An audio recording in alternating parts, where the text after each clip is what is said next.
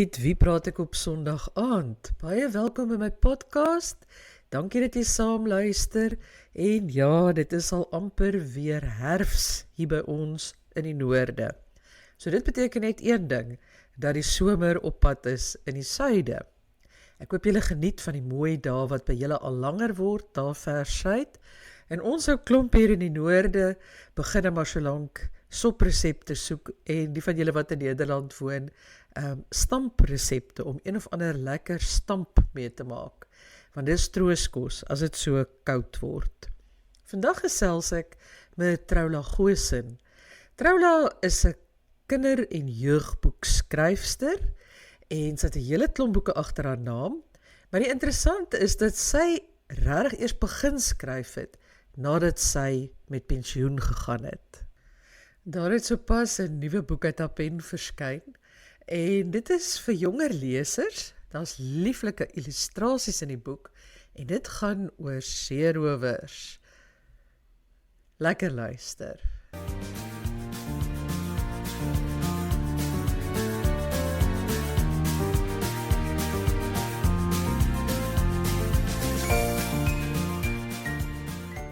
Maar het is heerlik om vir jou te ontmoet. Ek ken jou nou al jare. Ek het begin met jou stories lees toe ek begin skryf het. My genade. So jy was vir my 'n inspirasie. En ja, nou volg ek al jou dinge op Facebook en dit is heerlik om vir jou te ontmoet. Dankie vir die uitnodiging. Ja, insgelyks, Troula, dit is vir my, ek lees graag jou stories ook. En ek volg jou ook op Facebook, so dis baie lekker om 'n Facebook vriendin 'n bietjie, nou dis nog nie heeltemal 'n lewende lywe nie, maar dis darem al 'n nee. virtuele lewende lywe te sien, hè. Dit is reg, dit is vir my net so lekker. Dit is hoeveel van die mense wat ek op Facebook ontmoet het. Jy weet wat ek later in lewende lywe leer ken en vriende raak en dit is baie spesiaal. Ja. Ja, dit is. Julle was nou net weg gewees, né? Jy het 'n heerlike vakansie gehad. Ja, weet jy, ons het nou so 'n bietjie familie nou in die buiteland. My jongste seun is in Guernsey. Hulle werk nou maar net daar, nie geïmmigreer nie. En my suster bly nou al jare lank in Italië. En toe het ons nou die kinders het ons genooi en toe het ons nou by hulle gekuier so vir 'n maand en toe het ons nou 'n wegbreekie na haar toe ook gehad. So ons het vreeslik lekker gekuier. Dit was nou gekuier en sommer so 'n bietjie van die wêreld gesien ook, ja. Guernsey ken almal seker net maar na aanleiding van daai boek. Wat was dit, Guernsey Potato Society? Ja, dit is 'n baie oulike boek. Ek het dit gelees nadat ons was nou verlede jaar ook op Guernsey, nadat ons daar was. En ek moet sê regtig 'n boek wat 'n mens kan lees. Want kyk, dit is 'n klein eiland, maar hy's ongelooflik sulke la geskiedenis van die antieke tye af met die Dolmans en dan die tyd van die Vikings en jy weet die oorlog het 'n baie sterk merk gemaak op die eiland in die besetting. So daai boek gee vir mense nogal 'n baie insig in hoe dinge toe daar gebeur het, ja. Ja. Is dit 'n Britse eiland of is hulle onafhanklik? Weet jy, ek is nou nie heeltemal op datum met die presiese geskiedenis nie, maar aanvanklik dink ek was hulle wat deel van Frankryk want hulle was dit is baie naby aan die Franse kus. Jy kan dit letterlik sien van daar af. Maar toe is ek dink Guernsey het op die ou end onder Brittanje gekom. Ek dink nie die Guerns is heeltemal so mal daaroor nie, maar en hulle het hulle eie halfregering en so aan, maar ja, hulle val onder Brittanje. Ons moes vir 'n UK visum aansoek doen en so aan. Ja. En dan is die voertaal is Engels. Ja, daar is 'n inheemse taal wat Gern of so iets is, maar ek dink dit word nou vreeslik baie gepraat, sekere woorde en goed, my kleinseun wat nou in die skool is, al baie goed verduidelik, jy weet straatname en goed, en dan na aanleiding van dit. Maar ja, die voertaal is Engels, daar's vreeslik baie Suid-Afrikaners, ek dink daar's iets soos 60,000 plus mense op die eiland, en daarvan, dis moeilik om nou presies te bepaal, klink dit my, maar dis omtrent 6,000 Suid-Afrikaners wat daar werk.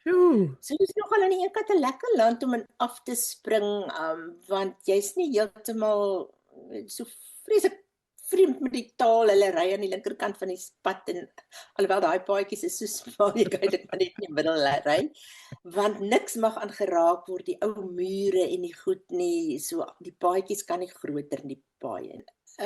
So, maar dit is nie heeltemal 'n ander klimaat. Ek dink dit is nogal 'n groot aanpassing en die feit dat dit klein is, dit is omtrent so groot soos Somerset Wes se munisipale area, jy weet, dit is klein. My kind sê Ja. mens voel soos 'n vis in 'n bak partykeer.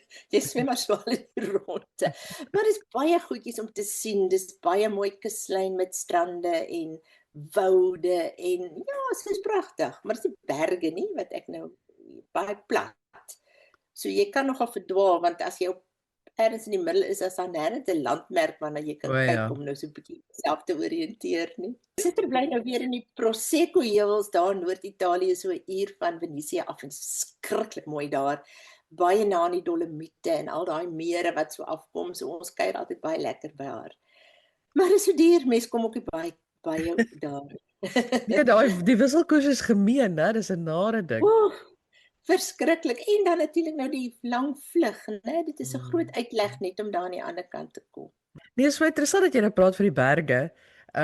Ja, ek is ook 'n bergemens. Ek het nou die berge waar ek groot geword het in die Noord-Transvaal is die Waterberge. Ja, Hulle is natuurlik nou nie so indrukwekkend soos die Kaapse berge nie. Kyk, maar nogtans is daar's nou nie pragtige die ruwe rotse is nou nie daar nie. Ja, waar het jy groot geword? So net my pa was 'n onderwyser en hy was baie ambisieus. So hy het gedurig aansoek gedoen vir beter poste. Hy het as jong man begin op Ceres en hy het teen die einde van sy loopbaan het hy afgetree op dieselfde skool as skoolhoof van dieselfde skool waar hy begin het, maar hy was op baie plekke. So ek is gebore toe hulle in Wellington gebly het. Ek is in die Kaap gebore. Hulle het in daai tyd in Wellington gebly en ja, toe het ek nou maar groot geword op verskillende plekke. Kyk, weet ons was op Uitenaag, ons was in Cookhouse, ons was in Bredasdorp waar ek begin skool gaan het, in die Parel wat vir my baie lekker jare was. Ons is vir 'n rukkie Villiersdorp toe. En ek het op Ceres matriek geskryf, so ek het op verskillende plekke groot geword, maar die meeste nou hier in die Boland. So ek is nou maar 'n Kaapenaar. Ja.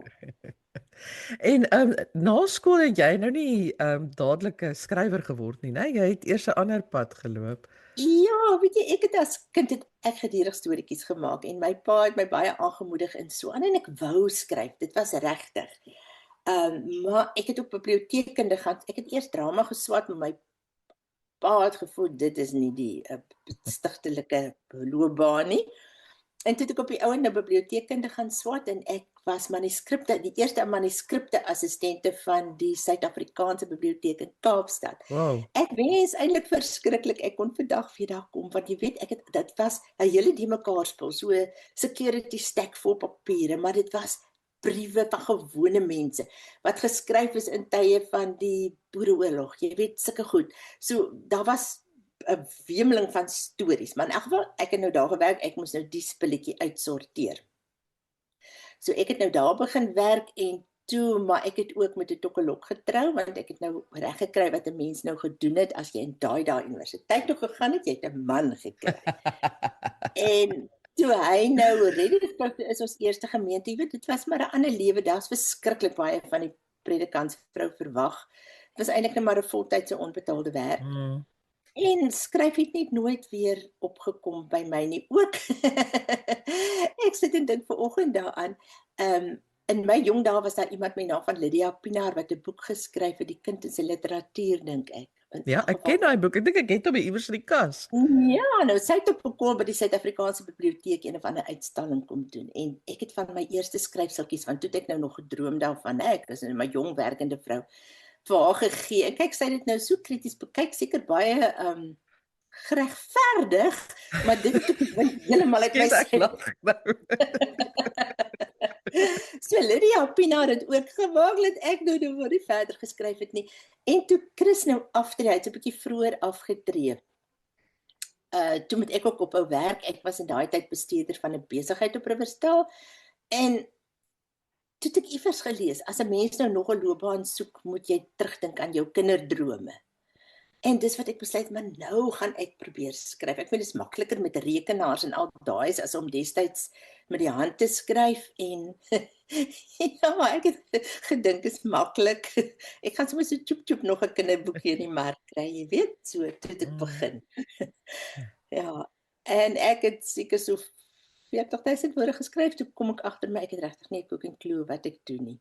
En toe het ek ingeskryf vir Janie Oosthuizen se skryfgeheime kursus, dit geloop, en op die ou end, toe het ek stories aanvaar gekry by Via Afrika, destyds in Nassau, O ja, vir 'n nuwe kurrikulum, dit was hier in 2013 dink ek, en so het dit nou maar begin.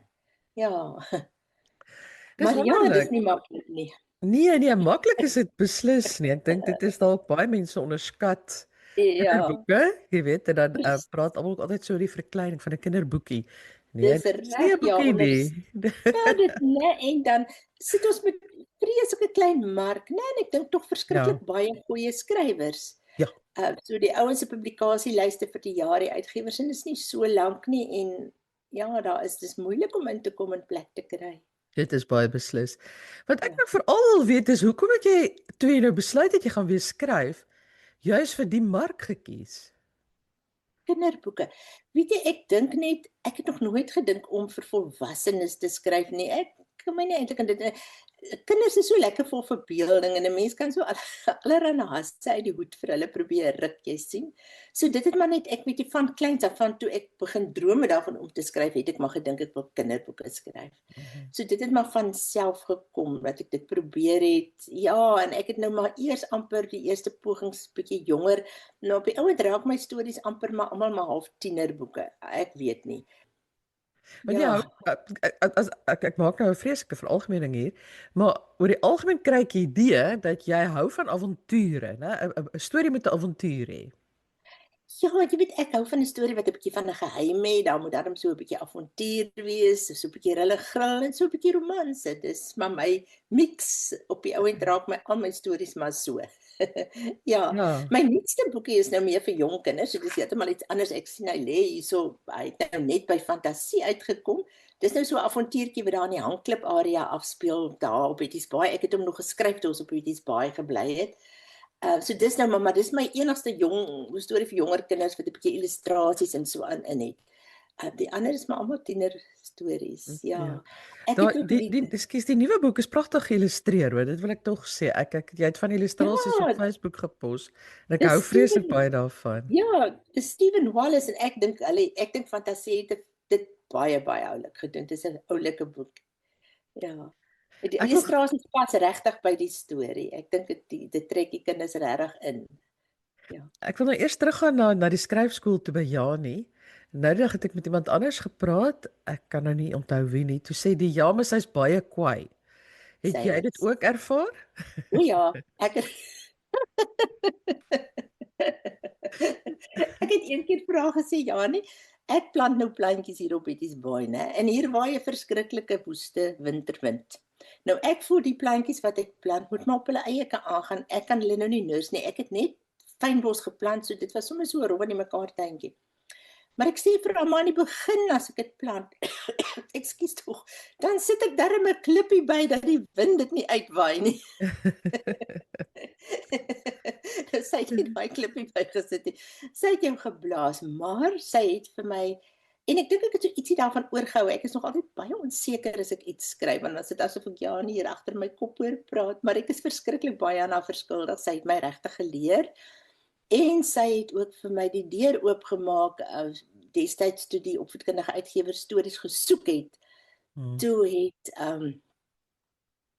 wel sy vir my gevra en dit is hoe ek ingekom het, en sy's nog al die jare stel sy belang in ondersteuning, so ek kan haar regtig aanbeveel as iemand regtig wil, want op die ou end as jy wil skryf, het jy maar hare op jou tande nodig. Jy kan nie bekostig om so alle verskriklik sensitief te wees nie. Jy moet besef wat jy skryf is daar, maar dit is nou regtig nie God's gift to mankind nie, en as dit nie reg is nie, kan jy dit nog verander. Dis nie Dit jou is die siel groot wat ding. uitmekaar geskeur word nie, jy weet. Ja, Ja. ja. Ja, ek kyk ek ken vir Janie nou nog van toe sy self geskryf het en van O haar ja, jeug en kinderboeke was vir my wonderlik geweest. ja. Ek weet ek het nog hier 'n kopie van Clara en die blafdemper. Maar ek dink om gedissiplineerd, dis eintlik waarheen ek nou so half afstuur, is dat skryf is 'n dissipline en 'n ou moet gedissiplineerd werk en jy moet Ja. met 'n snoeiskers sit die hele tyd. Dit is so. Nee, definitief, en 'n mens moet maar baie krities na jou eie ding kan kyk. En dan is dit ongelukkig so, 'n mens kyk later teen jou eie oogvelle vas. So Ja. dis wonderlik om baie keer iemand te hê wat ook na jou storie kan kyk en wat vir jou kan sê wat verkeerd is en wat hulle raak sien en so aan. Baie keer is dit net 'n klein dingetjie, maar wat 'n groot verskil maak. My man lees nou nog al die jare my stories. Hy sit juis nou nou weer en lees aan 'n manuskrip wat ek geskryf het hier langs my. Ehm En ja, alles is nou hy kry dit gewoonlik as dit nou nog rou is. Ek dink hy het nog nooit een van my stories gelees in boekvorm wanneer dit nou al afgerond is nie. Maar dan ek in die langs die pad die wonderlike iets ontdek van regtig lekker skryfvriende.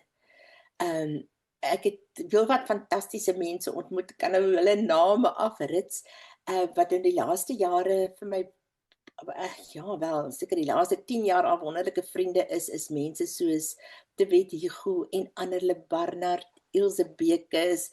Ek gesels baie keer met Antoinette Venter. Ag, daar's net lieflike skrywers, maar ek het gelukkig daarom nou, ek weet van hulle Annerle byvoorbeeld wat my storie sal lees en ook vir my sal sê, want mense kyk teen jou eie, jy sien later nie jou eie foute raak nie, jy raak so sif vir die ding. Ja. Ja.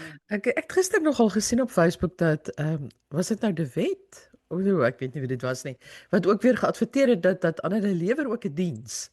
So jy kan vir haar betaal om dit te doen en sy het 'n skerp oog. Sy's 'n slim vrou. Ons lees nou sommer gratis vir mekaar. Ons stuur ons stories al die Nee, jare nog heen en ja, weer vir mekaar so, ja. maar sy lewer 'n diens. Ja, definitief.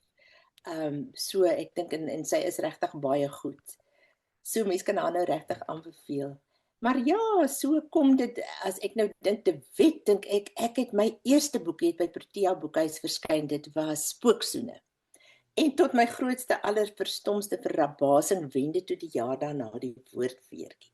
Maar ek dink dis toe die boekie uitkom met 'n wet my op Facebook raak gesien en hy het met my begin gesels en ons het begin gesels en op die ouend toe kom ons agter ek bly op Betty's Baai en hy werk nou in Saudi, maar hy het 'n huis op Kleinmond. Sy ouers bly daar en so aan. En so het ons nou mekaar ontmoet en begin kuier en so aan.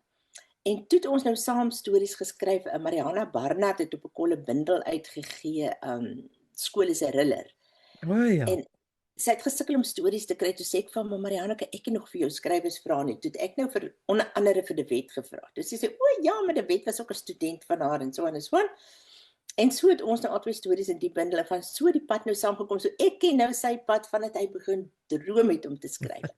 Totdat hy nou uiteindelik 'n gerekende skrywer is. Ja. So dit is alles baie lekker en ons is nog na al die jare vriende. Ja. Ek bedoel jy sê jou man lees jou manuskrip. As jy hom nou klaar geskryf het of as jy stukke geskryf het, word jy ooit kwaad vir sy kritiek?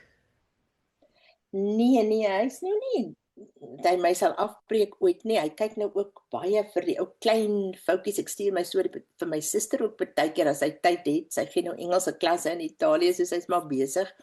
Maar ek is byvoorbeeld glad nie 'n proefleser nie en ek maak die aardigste ou tikfoutjies en ek sien dit glad nie raak nie. So daar is ook 'n groot waarde dat hulle vir mense daai goedjies bietjie regmaak want ek voel ek wil nou nie voor die tyd vir iemand betaal om die ding te proeflees nie, maar dit skep daarom ook nie 'n goeie indruk as jy 'n swak versorgde manuskrip instuur nie. Nee, ek het nou 'n agenda dat ek dit nou vir jou vra want as my man my skryfsels lees, dan het hy altyd vreeslike voorstelle van wat ek moes gedoen het. Jong, en dan kan ek my verskriklik vererg. Ekskuus. Alles in die liefde, hoor. Alles in die naam van die liefde. Ek verstaan dit heeltemal. Nee, kyk as my man ietsie sê, dan neem ek notisie daarvan. Hy het nou deur die jare wat ek nou met die kinderboeke aangekom het hy omtrent al die boeke wat ek gekoop het gelees. So hy weet taamlik wat gaan aan in die kinderboekmark en hy het 'n goeie oordeel. Ja. Ek wil nou by jou hoor, hoe kom 'n storie by jou uit? Hoe besluit jy dit is wat ek wil skryf? Absoluut, weet jy, dis nogal 'n ding. Ek dink my stories nogal begin die meeste van die tyd by 'n plek. Ek sal byvoorbeeld 'n plek 'n gedagte kry, dan sal ek vir myself vra, soos byvoorbeeld ek het nou 'n storie geskryf vir Raaisel Ster wat in die ou tolhuisie in Mitchells Pass naby Ceres afspeel. Die ou tolhuisie My pa was skooloffiseer en dit was kort voor sy dood, toe het hy nou vertoog gerig dat die huisie 'n nasionale monument verklaar word. En die kurator van die museum daar het vir my gesê van al Ceres historiese geboue is dit letterlik al wat bewaar gebly het. Die pragtige geboue is als weg, dis nog daar. So die ou huisie het vir my nou besondere waarde, want ek het nou nog die laaste dokumentjies wat hy geskryf het oor die huis en so aan. Toe besluit ek gaan oor die huisie 'n storie skryf. Jy weet, en dan sal ek myself nou begin vra, maar wat kan in die huis gebeur? Wie kan daar kom? En dan gebeur die storie maar. Ek is iemand wat vreeslik hou daarvan om taamlik ordelik te werk en ek hou daarvan om te beplan, maar ek kan nie 'n storie fyn beplan nie. Ek begin met so 'n vae idee en dit is my plek en dis so naaste by my karakters en dan soos ek skryf gebeur die storie en dan eintlik is dit my beplanning. My eerste draft is eintlik my beplanning en dan as ek klaar is, gaan ek terug en dan probeer ek die ding regtrek en al die knope bymekaar bind en so aan. Die 3 raaiselstories wat ek geskryf het eintlik maar by 'n genre begin. Ek het 'n kursus by Mariana Brandt geloop en sy het toe op die ouend gedink, maar sy as elkeen van die kursusgangers nou 'n historiese storie skryf wat in die 19de eeu afspeel, dan kan sy dit voorlê as 'n reeks. En ek was baie gestremig daaroor want ek is mal oor geskiedenis, toe het ek nou die raaiselstories geskryf of die eerste een. Op die ouend is toe nou net my storie gebruik en dit het toe nou my reeksie geword. Maar dit was die genre wat dit begin het, maar dan het ek ook maar gedink, jy weet, ek gaan nou in die Kaap doen, op die ouend besluit ek gaan in 'n ou teater begin en soek nou maar navorsing gedoen en op die wat vandag die St. Stephen's gemeente se kerkie is, maar wat vroeër die eerste operahuis in die Kaap was. Ek het dit afgekom en so die storieetjie maar rondom dit gebeur. Ja, en selfs hierdie enetjie van die grypdief het maar op Betty's Baai begin. Ja, daar het eintlik met iets anders begin. Ek het vir die my kleinseun was nog baie klein, my oudste kind, en kleinkind en hy toe hy nou by my kom kuier toe slaap hy nou in die gastekamer bo, maar die kamer is nou vir volwasse gaste gedoen en ek besluit dis te vervelig en ek loop eendag by Sheet Street verby, daar sien ek 'n koningin grootte quilt, maar met 'n seerower motief op die quilt. Dis toe nou perfek, want daar's 'n queen bed in die kamer, maar hy slaap toe nou nog in 'n campingkotjie, so 'n klein kotjie, draagbare dingetjie. En ek koop dit toe en toe eendag kyk ek die ding so toe dink ek, maar ek kan mos 'n storie skryf van hierdie skip wat regtig word en opstyg in die lug. So partykeer mense kry mos nou maar die goed so van alle kante.